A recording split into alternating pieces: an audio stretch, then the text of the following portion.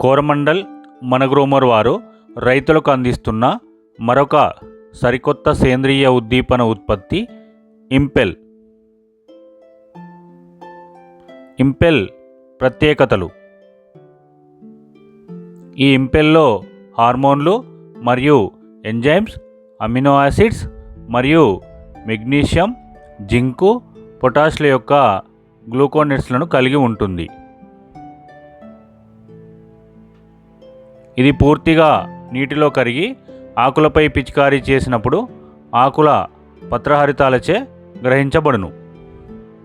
ఈ ఇంపెల్ వలన ప్రయోజనాలు: అధిక పూత, గింజ, కాయల వృద్ధికి సహాయపడి దిగుబడి పెరుగుటకు సహాయపడును.